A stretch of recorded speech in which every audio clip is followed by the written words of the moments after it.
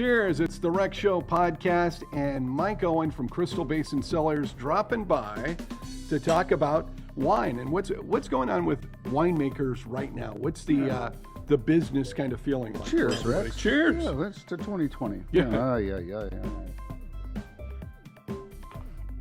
So the state of the biz, huh? So in the big picture, it was a relatively good harvest. You know, we didn't have any rain this year, so the growing season was really predictable. The crop yield was about 85% of a normal year, Right. which is good because I think there were a decent amount of grapes going unsold. Some of the players weren't buying as many grapes as they had in previous years, so there was a little bit of a glut in the local market. So that drove the price down a little bit, right?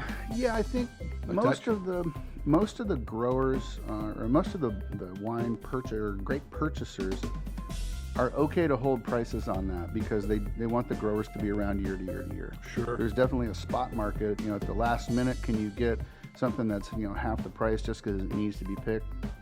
Yeah, you can do that, but you have to plan for that capacity. It's expensive, and then how do you sell it? Right. And see, that's where people try to not get too far out of whack on that. This year, you had the same issues we've had for a few years in terms of labor. So really, labor tended to drive the amount of activity going on in terms of picking. You had to get the crews, and the guys who had invested in year-round crews were able to be a lot more reliable in terms of getting grapes off the vine about 2 weeks early this year in the overall harvest. And for our team, that means we're not fiddling around with stuff at Thanksgiving, and they're pretty happy about that. Well, yeah, that's kind of good. Get it out of the way before the holidays start rolling in. Yeah. And, in the big picture, which I always like to go back to, you've probably heard me say that 100 times now. It's a good time to be in the alcohol business, Rex. No one quit drinking during the pandemic. And in fact, there were people who discovered that they could drink anything they wanted on a Zoom call. Right. And I think they discovered it early. The coffee cup thing. Yeah, sure, that's perfect. a coffee cup. Yeah, a lot of people we sent wine to, I think, played Zoom call. Right, yeah. Like you say, nobody stopped drinking during the pandemic.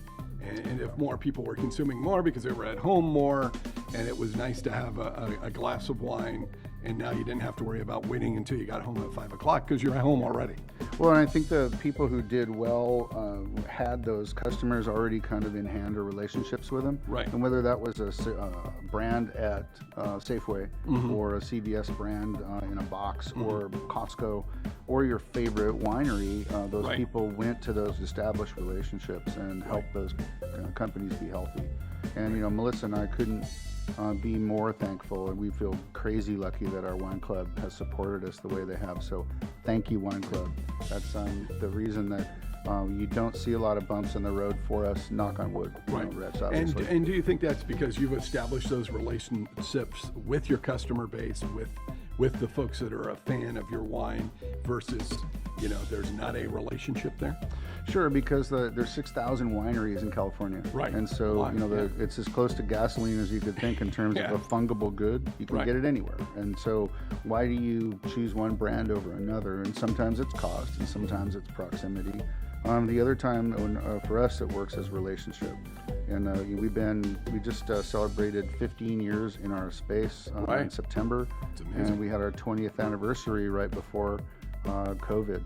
Right. And so remember the old Stephen Covey, green and clean, right? Yeah. And an emotional bank account. Right. Remember all that stuff? Yeah. So the emotional bank account's real.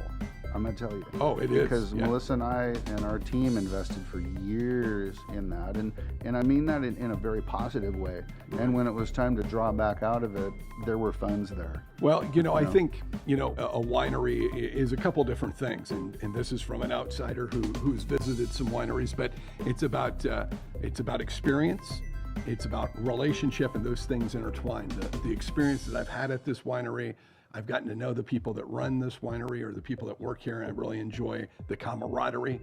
And so I'm going to keep supporting that, especially during these difficult times, because that's my winery, that's my place. Plus, I get to take wine home. Right. There you go. Well, in the state of California, I rag on the state of California quite a bit, to be honest, but there are a couple of cases, they helped us out greatly. And one of them was to allow delivery. Yeah, You know, when, yeah. when we were allowed to do deliveries, I ended up jumping in the car in April and doing 300 different deliveries personally.